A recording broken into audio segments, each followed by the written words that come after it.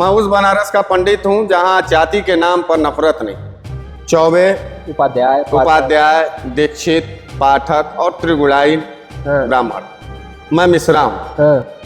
मैं उसमें नहीं आता हूँ। अच्छा मिश्रा जी, ब्राह्मण और ब्राह्मणवाद में क्या अंतर? आज के समय राजनीतिक चश्मे से, अगर सामाजिक चश्मे से आप देखेंगे तो जब जब ब्राह्मण आफत में पड़ा है तब तब यदुवंश का जो अंश है वो ब्राह्मणों की रक्षा किया है, ब्राह्मणों को गले लगाया है, ब्राह्मणों को सम्मान दिया। उत्तर प्रदेश के गरीब किसानों के दर्द को समझने वाला नाम है।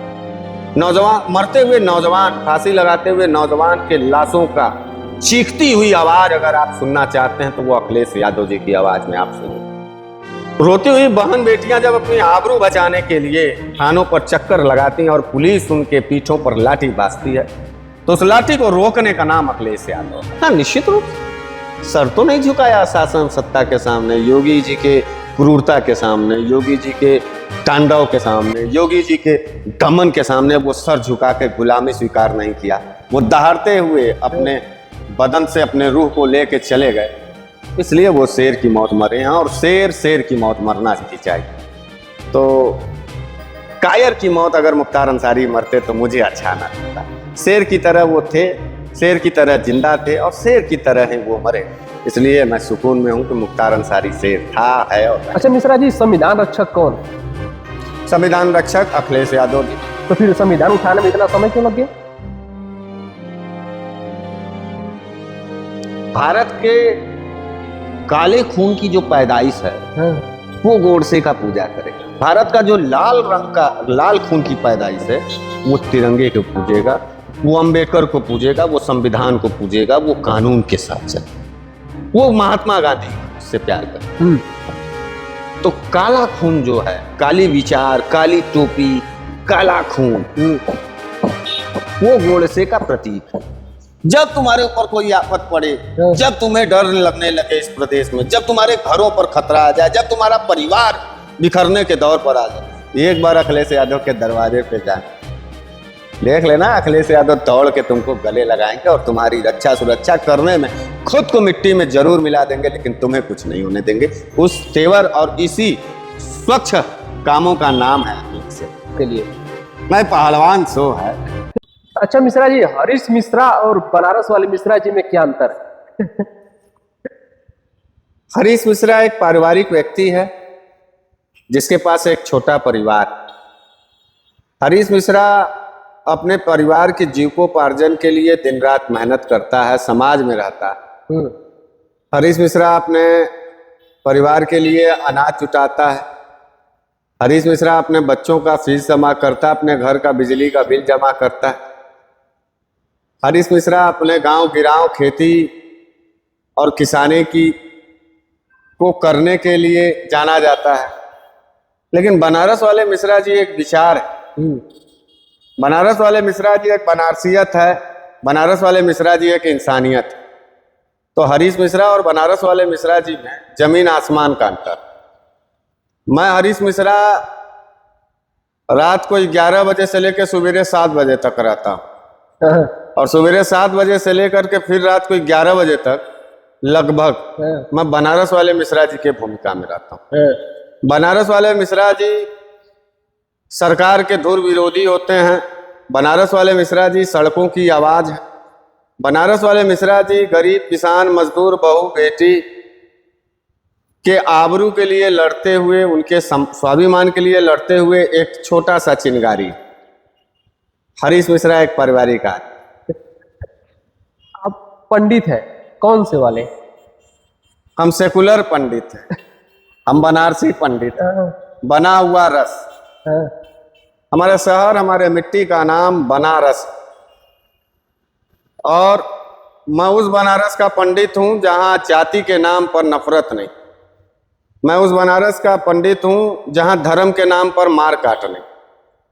मैं उस बनारस का पंडित हूं जहां बाबा विश्वनाथ विराजमान होते हैं। मैं उस बनारस का पंडित हूं जहां बहन बेटियों की आबरू बचाई जाती। तो बनारसियत का जो प्रेम भरा रस है उस बनारस का प्रतिनिधित्व करता हूं, इसलिए मैं बनारसी पंडित। बनारस वाले मिश्रा जी प्रतिनिधित्व करते हैं। बनारस वाले मिश्रा जी पॉलिटिकल चरित्र है, लेकिन बनारसी पंडित की बात करेंगे तो बनारसियत के मिट्टी का पैदाइश। श्री राम भद्राचार्य जी का एक बयान आया था कि ये वाले पंडित जो है कि उनपे बहुत नीच होते हैं, इनमें शादी विवाह नहीं करना चाहिए। आप उसमें आते हैं क्या? नहीं, मैं उसमें नहीं आता हूँ। हाँ। लेकिन इत्तेफाक ये है, उन्होंने राम भद्राचार्य जी ने 4-5 जातियों को बोली ब्राह्मणों में, हाँ। चौबे, उपाध्याय, दीक्षित, पाठक और त्रिगुणाइन हाँ। ब्राह्मण। मैं मिश्रा हूं, हाँ। मैं उसमें नहीं आता हूं। लेकिन मुझे तकलीफ हुआ क्योंकि हमारे गोत्र में, हाँ। हमारे ब्राह्मण में शादियां इन्हीं सब टाइटिल में होती हैं, इन्हीं सब जातियों में।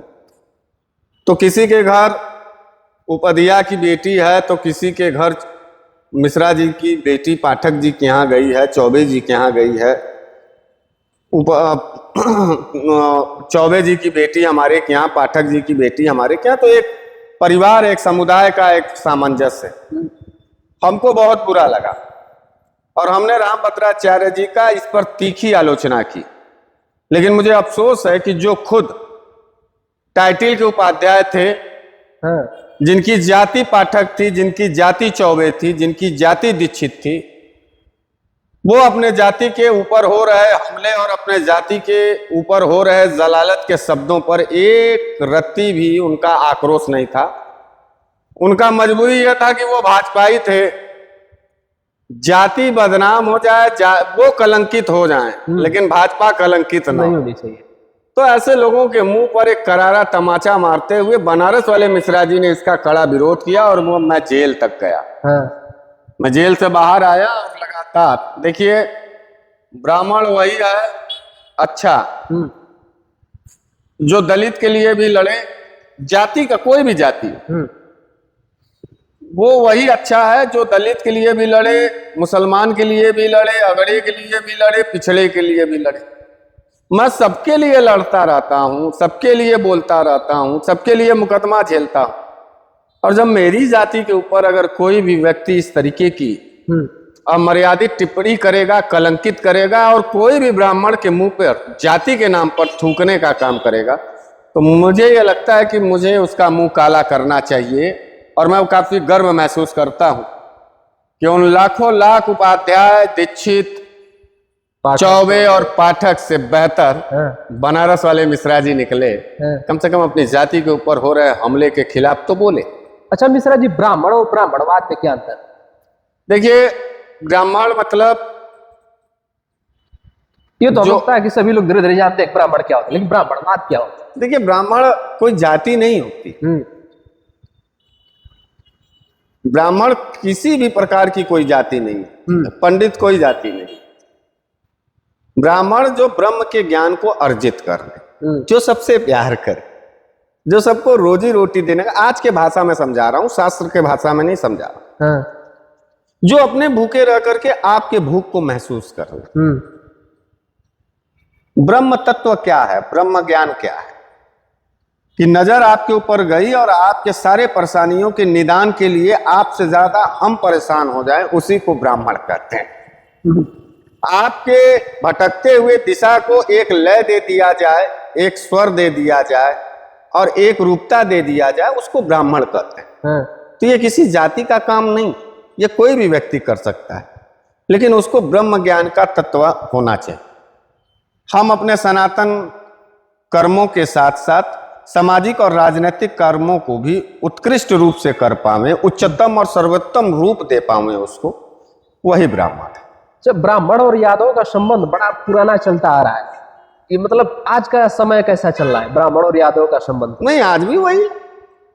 अब आप राजनीतिक चश्मे से देखेंगे तो एक दूसरे के लिए, जब आप कभी राजनीतिक चश्मा लगा करके ब्राह्मण और यादव के एक साथ देखेंगे जी, तो बेशक आपको जो है उनमें जातियों के द्वारा जो बोई गई कुछ जो स्वार्थ परत पारखी लोग थे, स्वार्थी लोग, उन्होंने अपनी रोजी रोटी चलाने के लिए, अपनी राजनीति को चलाने के लिए नफरत का, जाति के नाम पर नफरत का बीज बोया। लेकिन मेरा ये दावा, आप सर्वे करिए, इंटरनल सर्वे करिए, सबसे ज्यादा अगर यादव सम्मानित, गौरवान्वित और सुरक्षित महसूस करता है तो वो ब्राह्मण के साथ, हाँ। और ब्राह्मण भी अपने आप को कहीं ना कहीं सम्मानित और सुरक्षित समझता है तो वो यादव के दरवाजे के पास है। ये दैवी शक्ति है, ये दैवी मतलब शक्तियों का प्रदान है, आशीर्वाद है इसमें। तो इसको राजनीतिक चश्मे से देखेंगे तो घोर विरोधी, निकाल के तलवार एक दूसरे का गर्दन काटने के लिए तैयार। आज के समय में, आज के समय राजनीतिक चश्मे से, अगर सामाजिक चश्मे से आप देखेंगे तो जब जब ब्राह्मण आफत में पड़ा है तब तब यदुवंश का जो अंश है वो ब्राह्मणों की रक्षा किया है, ब्राह्मणों को गले लगाया है, ब्राह्मणों को सम्मान दिया है। मेरे ही साथ देखिए, जब कुछ सामंतवादियों ने मेरे ऊपर हमला करने की कोशिश की तो हमारा अखिलेश यादव जी से कोई संबंध नहीं था। मैं कभी अखिलेश यादव जी से नहीं मिला था। लेकिन जब मुझे पहली दफा मैं जेल गया तो बिना किसी मुलाकात के श्री अखिलेश यादव जी ने प्रेस कॉन्फ्रेंस में ये कहना शुरू किया कि नहीं, बनारस वाले मिश्रा जी के ऊपर जो हो रहा है वो अन्याय हो रहा है। उनकी पूरी समाजवादी पार्टी की पूरे उत्तर प्रदेश के जो भी टॉप लीडर थे, टॉप टू बॉटम, वो सभी ने मेरा साथ दिया, मेरे लिए आवाज उठाई।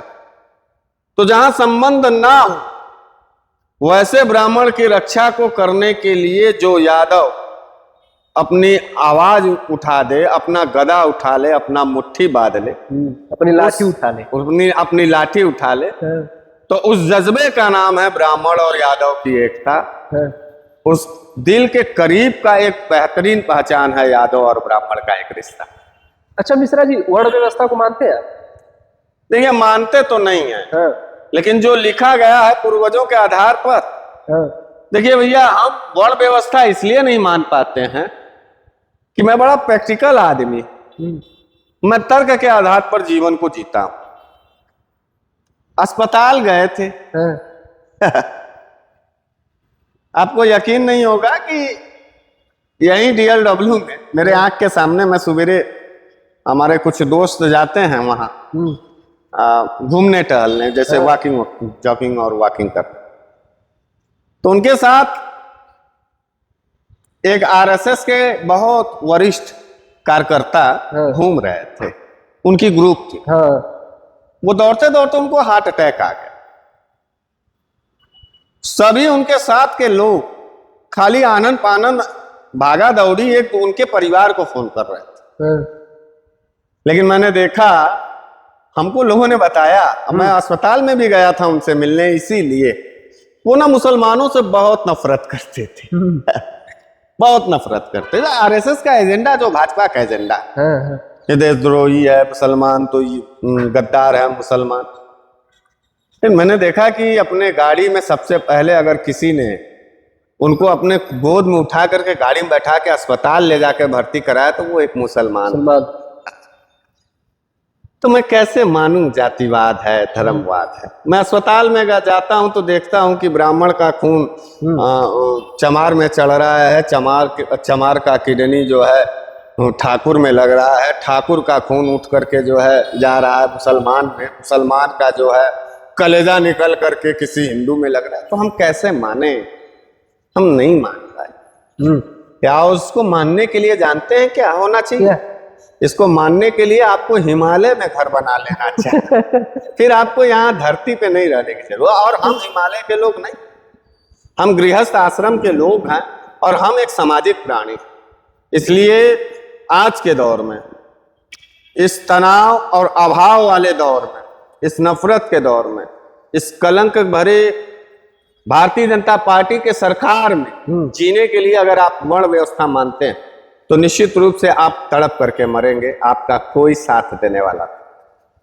आपका जब आप मुसीबत में फंसे थे तो अखिलेश यादव ने आपका साथ दिए थे, अखिलेश यादव आपके साथ खड़े थे। तो अखिलेश यादव और यादव क्या है? देखिए, यादव जो है वो कृष्ण के वंश के लोग और अखिलेश यादव जी यदुवंश साम्राज्य के सम्राट, जिन्हें कोई जाति से मतलब नहीं है, जिन्हें कोई पार्टी से मतलब नहीं, जिन्हें कोई धर्म से मतलब नहीं, जिन्हें किसी लालच से मतलब नहीं। अखिलेश यादव जी वो नाम है जो उत्तर प्रदेश के गरीब किसानों के दर्द को समझने वाला नाम है। नौजवान मरते हुए नौजवान, फांसी लगाते हुए नौजवान के लाशों का चीखती हुई आवाज अगर आप सुनना चाहते हैं तो वो अखिलेश यादव जी की आवाज में आप सुनो। रोती हुई बहन बेटियां जब अपनी आबरू बचाने के लिए थानों पर चक्कर लगाती हैं और पुलिस उनके पीठों पर लाठी बाजती है, तो उस लाठी को रोकने का नाम अखिलेश यादव है। तो अखिलेश यादव और यादव वंश, मतलब आप समझ जाइए कि भगवान श्री कृष्ण और श्री कृष्ण जी के नेतृत्व में गोवर्धन से लेकर के मथुरा और काशी तक सभी यादव और ग्वाल जो वंश है वो हमारी सुरक्षा और रक्षा करने, हमारा राजा, हमारा दिलों का राजा है अखिलेश यादव। अच्छा मिश्रा जी, आपसे भाजपाई और यादव से भाजपाई इतना चिढ़ते क्यों? देखिए, अब यादव जी से क्यों चिढ़ता है ये तो हम नहीं बता पाएंगे। यादव जी से क्यों चिढ़ता है भाजपाई ये तो हम नहीं बता, हाँ हमसे क्यों चिढ़ता है ये हम बता सकते। बताइए, वही बताइए। देखिए, हम जिंदा बनारस की आवाज, हम मोहब्बते बनारस की पहचान, हम तेवरबाज बनारस के कदम, हम झुकता हुआ बनारस के पैरोकार नहीं, इसलिए जलती है बात। हम जलते हुए बनारस का उम्मीद नहीं करते हैं, इसलिए भाजपा के लोग हमसे जलते हैं। हम बहन बेटियों की लुटती हुई इज्जत को देख के बर्दाश्त नहीं कर पाते, उसमें जातियां नहीं खोज पाते, उसमें धर्म नहीं खोज पाते, इसलिए भाजपाई हमसे जलते हैं। हम किसानों के गोलियों पर छातियों पर गोलियां नहीं चलाना जानते। हम किसानों के छातियों पर थार चढ़ाने वाले लोग नहीं, इसलिए भाजपा के लोग हमसे जलते हैं। हम चोर नहीं है, इसलिए भाजपा हमसे जलती है। अच्छा मिश्रा जी, मुख्तार अंसारी शेर या गुंडा? मुख्तार अंसारी राजनेता, जनप्रिय और जननायक राजनेता। आपका मैंने एक पॉडकास्ट देख रहा था, वो बता रहे थे कि मुख्तार अंसारी वो शेर है, शेर की मौत मरा है। हाँ, निश्चित रूप से सर तो नहीं झुकाया शासन सत्ता के सामने, योगी जी के क्रूरता के सामने, योगी जी के तांडव के सामने, योगी जी के दमन के सामने वो सर झुका के गुलामी स्वीकार नहीं किया। वो दहाड़ते हुए अपने बदन से अपने रूह को लेके चले गए, इसलिए वो शेर की मौत मरे हैं। और शेर की मौत मरना ही चाहिए। मैं ये नहीं सुनना चाहता था कि उनको जहर दे दिया, क्योंकि मुख्तार अंसारी को जहर दे करके मारने का जब ये पुष्टि होता तो मुझे तकलीफ होता। कैसी तकलीफ? क्योंकि जो मुख्तार अंसारी हजारों लाखों गाजीपुर की जनता का मसीहा रहा हो, मैं उसकी शानदारी से मौत मैं देखना चाहता था। और मैंने देखा कि जेल में उनके परिवार के, उनके दोनों बच्चों को जेलों में डाला गया, उनकी पत्नी को डाला गया, उनके तमाम प्रॉपर्टी पर बुलडोजर लगाए गए, जब्त किए गए। मुख्तार अंसारी जी जेल में ही रहे, उनको छोड़ा नहीं गया। पूरे देश की मीडिया उनको अपराधी और डॉन बता रही थी, लेकिन पूरे हिंदुस्तान और उत्तर प्रदेश की जनता उनको मसीहा बता रही थी। तो कायर की मौत अगर मुख्तार अंसारी मरते तो मुझे अच्छा ना लगता। शेर की तरह वो थे, शेर की तरह जिंदा थे और शेर की तरह ही वो मरे, इसलिए मैं सुकून में हूं कि मुख्तार अंसारी शेर था, है और रहे। लेकिन किताब के जो कानून है उसमें तो मुख्तार अंसारी को गुंडा ठहरा है। वो तो मैं भी अपराधी हूं, तो अमित शाह भी तड़ी पार है मालूम। अच्छा, एक बात और हम पूछना चाहते हैं, बड़ा अच्छा सवाल आपने। मान लीजिए अमित शाह जी गृह मंत्री थे, गुजरात के तड़ी पार, मतलब राज्य में अगर वो दिखाई दें तो गोली मार देने का आदेश होता है तड़ी पार को। गुजरात राज्य के वो तड़ी पार, पढ़े लिखे अच्छे पत्रकार लग रहे हैं, जानकार भी लग। आपके उत्तर प्रदेश के मुख्यमंत्री के ऊपर कितने मुकदमे हैं ये आपको मालूम था? अब महाराज हमसे काहे नहीं। आप अगर आप ये सवाल पूछ सकते जी कि दूसरा विपक्ष का आदमी को आप गुंडा और मुकदमा पूछ ले रहा जी, मैं जब सत्ता के लोगों के बारे में पूछ रहा हूं तो आपको इतना स्पष्टता से जवाब देना चाहिए। वो मैंने राष्ट्रीय प्रवक्ता जो समाजवादी पार्टी के मनोज यादव जी, उनका मैं पॉडकास्ट किया तो वो बता रहे थे कि अपने मुकदमे वापस ले लिए योगी। अच्छा ठीक है, योगी जी ने वापस ले लिया, आप जिस उत्तर प्रदेश में हैं उसके एक डिप्टी सीएम है हाँ। केशव प्रसाद मौर्य जी, उनके ऊपर कितने मुकदमे? महाराज आप हमारे इंटरव्यू लेने लगे। नहीं, हम आपकी इंटरव्यू नहीं ले रहे जी। हम तो ये देख रहे हैं कि हमारा जो नौजवान पत्रकार है, जो हमारी आवाज बनने के लिए अपनी जिंदगी की कुर्बानी देने पर आमादा है, जी। एक पत्रकार कम चुनौतियों से नहीं झेलता। आप समाज के एक वैसे हास लाइट हैं, और जो लगता है ऊपर, जो जिससे पूरा रोशनी हो जाता है, वो लाइट है जिसके लाइट के प्रकाश में हम अपनी दशा और दिशा तय करते हैं। पत्रकार वो होता है। लेकिन अखिलेश यादव तो गोदी मीडिया गोदी पत्रकार बिके हुए पत्रकारों की बात हम नहीं कर रहे हैं। पत्रकार हम तुम्हारे जैसे नौजवान और स्वतंत्र पत्रकारों की बात कर रहे हैं। बिका हुआ बदन और बिका हुआ कलम, इनकी इज्जत नहीं होती।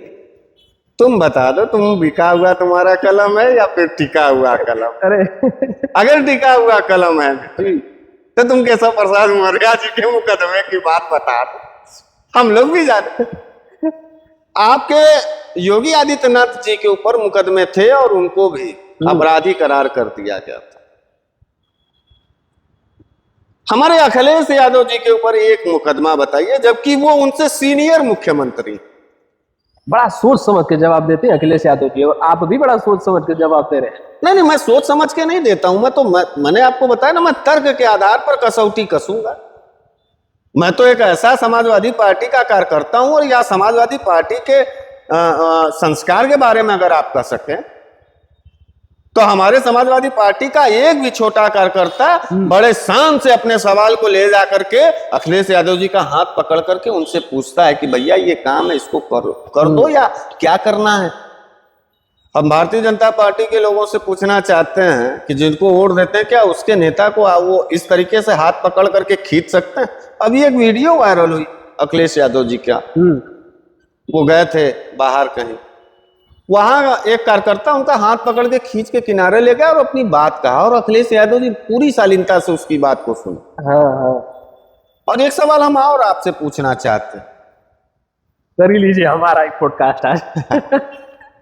सीनियर मुख्यमंत्री कौन है? योगी आदित्यनाथ है या फिर अखिलेश यादव जी? अखिलेश है भैया। तो थोड़ा भाजपा के लोगों से कहो कि सीनियर लोगों की इज्जत करना सीख लो। आप बड़े लोगों की इज्जत किया करो। अगर परफॉर्मेंस में देखोगे तो योगी आदित्यनाथ से सीनियर मुख्यमंत्री श्री अखिलेश यादव जी हैं, और योगी आदित्यनाथ जी का जो भाषा शैली है वो गली के गुंडों के बराबर और मवालियों के बराबर होता रहता है। लेकिन फिर भी हमारे अखिलेश यादव जी का और श्रद्धेय मुलायम सिंह यादव जी के खून का वो संस्कार है कि श्री अखिलेश यादव जी कभी भी किसी को अनर्गल और अपशब्द नहीं कहते। हाँ, हमारे नेता को अखिलेश यादव जी भले सभ्यता से जवाब देते हैं, लेकिन समाजवादी पार्टी का एक एक कार्यकर्ता बड़े जुनून के साथ जीता है, और बड़े गर्व के साथ जीता है, और बड़े तेवर के साथ जीता है। हम इस बात को पूरी तरीके से स्पष्ट कर देना चाहते हैं कि बनारस वाले मिश्रा जी अपने नेता को लेकर के क्या सोचते हैं। हमारा नेता अपने अपमान पर कुछ बोले या ना बोले, लेकिन बनारस वाले मिश्रा जी श्री अखिलेश यादव जी के अपमान पर और समाजवादी पार्टी के ऊपर लगे कलंक पर उसका एक एक पाई पाई जवाब देगा, एक एक पाई पाई रत्ती रत्ती लड़ेगा। हम झुकने वाले और टूटने वाले नहीं हैं। हम अखिलेश यादव जी का अपमान बर्दाश्त नहीं कर पाए। अच्छा मिश्रा जी, संविधान रक्षक कौन?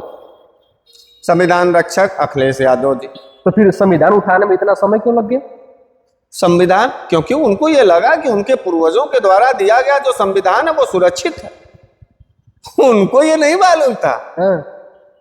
उनको जब ये लगा कि अदालतों की तौहीन करके उनके जब जिस देश में अदालतों की तौहीन कर दी जाए, सरकारों की तानाशाही और सरकारों की अहंकार इतने चरम पर हो जाए कि अदालतों का अस्तित्व न रह जाए, कानून का कोई ठिकाना न रह जाए, तब अखिलेश यादव जी को अपने हाथों में संविधान लेकर के संविधान की रक्षा के साथ साथ उत्तर प्रदेश और पूरे देश की सियासत में उनकी ये जिम्मेदारी बन जाती थी कि नहीं, कानून सबके बराबर है और सबकी समानता एक बराबर है और सबको एक हिस्से में, एक रिश्ते में और एक डोर में बांधना है भारतीयता है, हिंदुस्तानियत है। देश का चौकीदार कैसा होना चाहिए आपके अनुसार? देश का चौकीदार अखिलेश यादव जैसा होना चाहिए। नाम तो नरेंद्र मोदी जी का आता है, देश के चौकीदार। तो वो चोर निकल गए ना, नहीं मालूम तुमको? नहीं मालूम? अरे कैसे मत रखा, चौकीदार चोर है। गाना वाला चोर की कौन वाला चोर? नहीं, रियल चोर बता रहे। कैसे? पीएम केयर फंड बना था, हाँ। पीएम केयर फंड का फुल फॉर्म बता सकते हो क्या है? ना। ये भी नहीं हुआ। Prime minister care fund. हाँ। तो जो प्राइम मिनिस्टर का एसेट्स होगा, कैपिटल होगा, यानी जो भारत देश के प्रधानमंत्री का जो संपत्ति होगी, हाँ। जो उनका खाता होगा, प्राइम मिनिस्टर, प्रधानमंत्री का जो उनके रुपए पैसे हैं, तो वो किसी व्यक्ति विशेष का तो होगा नहीं ना।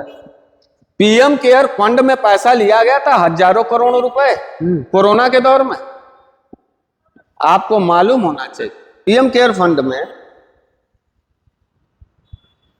1000 कई हजार करोड़ रुपया इन्होंने आपदा के नाम पर देश के लोगों से चंदा मांगा। और जब हम लोग उनसे रिपोर्ट मांगे कि आप कितना पैसा लिए हैं पीएम केयर फंड में, क्योंकि वो व्यक्तिगत नहीं है, तो जानते हो जवाब क्या आया आरटीआई से? कि वो पीएम केयर फंड नहीं था, वो मोदी केयर फंड था। इसलिए हम इसकी जानकारी नहीं देंगे कि पीएम केयर फंड के नाम पर कितनी अवैध और चोरी के साथ पैसा मांगा।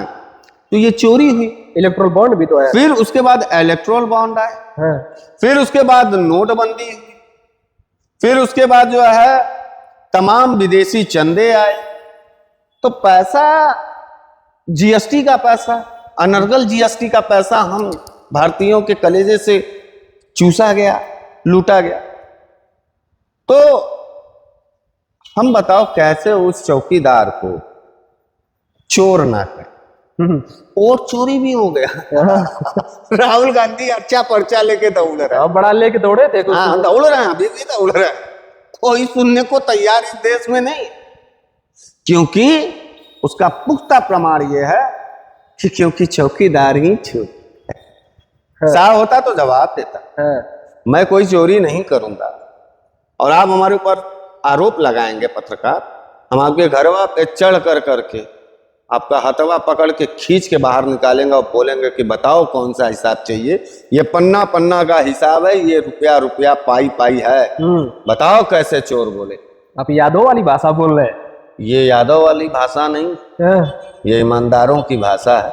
इत्तेफाक से यादव ईमानदार होता है, इसलिए आपको हर ईमानदार में यादव दिखाई दे रहा है। आज के नए भारत में देख रहे हैं मिश्रा जी तो गोडसे प्रेमी बड़ा नजर आ रहा है, महात्मा गांधी के दुश्मन नजर आ रहे हैं।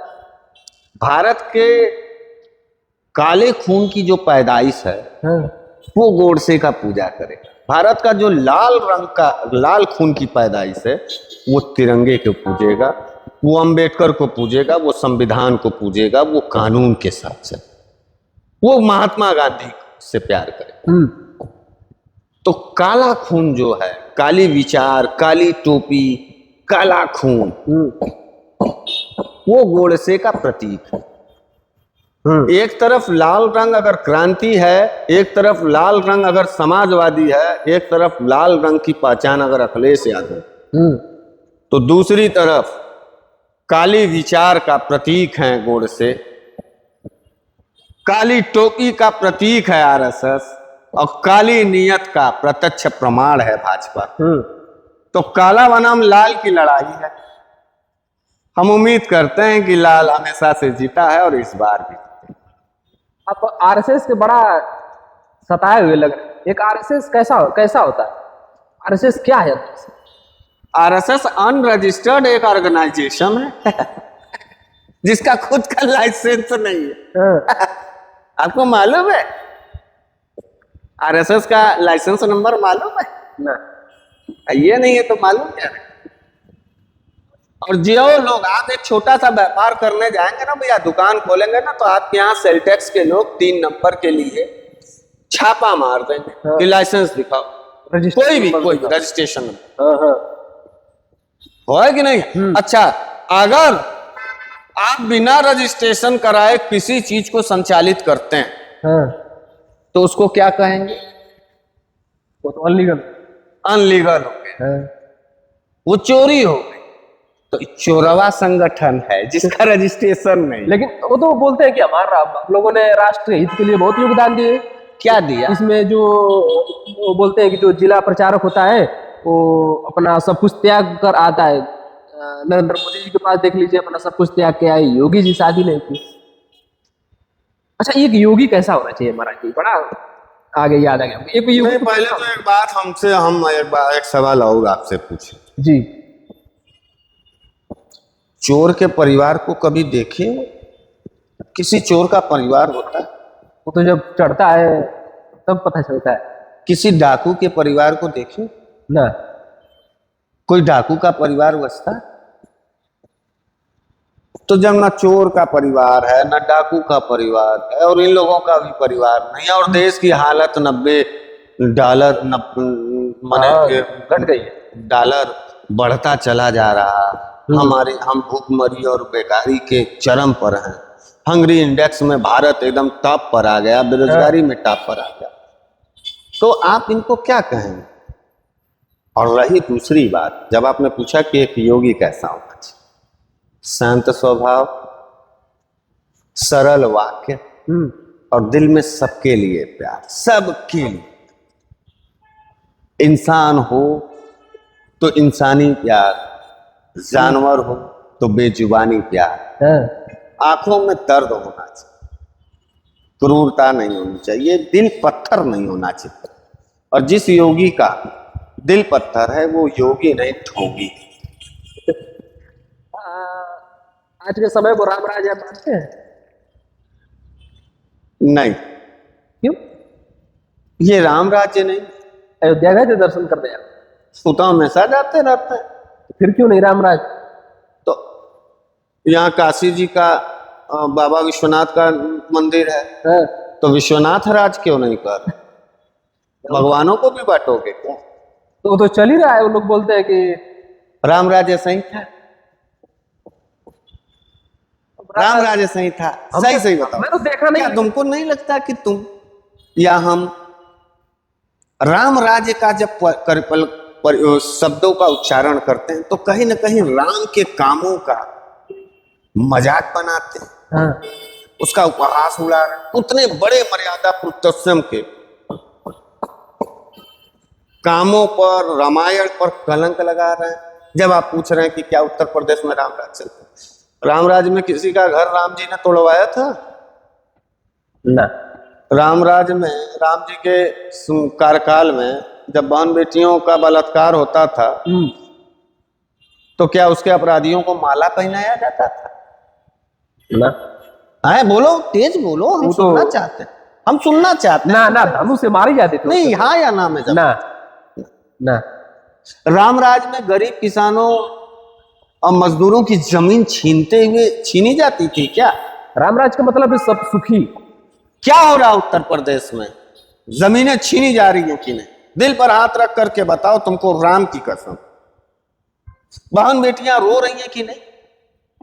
आपका नौजवान भाई बेरोजगारी में पेपर लीक के सवाल पर फ्रस्ट्रेट होकर के फांसी पर लटक रहा है कि नहीं? ये बड़ा चल रहा है पेपर लीक वाला।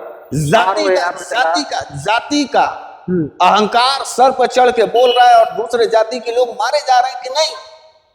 धर्म के नाम पर नंगा धंधा करने का काम, मस्जिद के सामने हनुमान चालीसा पढ़ करके धर्म का धज्जियां उड़ाना का काम हो रहा है कि नहीं हो रहा? गपागप लूट करके पूरा खजाना चले गए और खरे और राम राज्य, चोर राज को राम राज्य बताने वाले ढोंगी लोगों को मैं इस बात से कहना चाहता हूं कि वक्त पलटेगा। हमसे डरो या ना डरो, प्रकृति से डरो और वक्त से जरूर डरो, क्योंकि वक्त जब प्रहार करता है और जवाब देता है ना, तो बड़े बड़े पहाड़ों को तिनके की तरह जो है आंधियों में उड़ा ले जाता है। इसलिए वक्त से डरना चाहिए।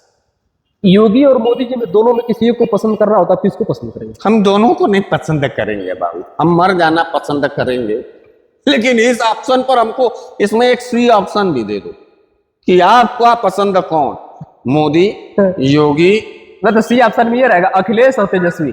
अखिलेश और मौत, मतलब आत्महत्या, इन तीनों में से।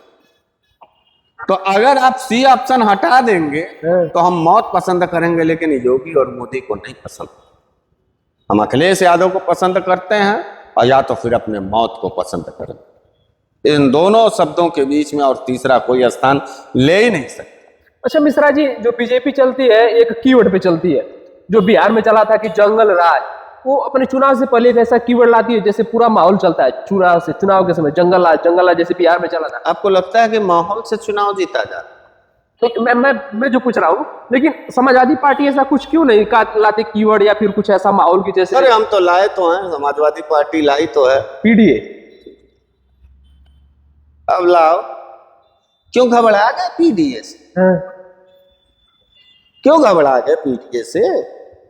पिछड़ा दलित अल्पसंख्यक जब तलवार खींच के अपने हक हुकूक और हिस्सेदारी की बात ललकार करके समाजवादी पार्टी के झंडे के नीचे कलेजा निकाल करके खून बहा करके कह रहा है कि कुर्बानी हमारे पूर्वजों ने दिया था, बुजुर्गों ने दिया है और हम भी देंगे, लेकिन सामंतवाद और तानाशाही के सामने सर नहीं झुकाएंगे, मेरा हिस्सा मैं लेके रहूंगा। क्यों बिलबिला रहा है? क्यों बिलबिला?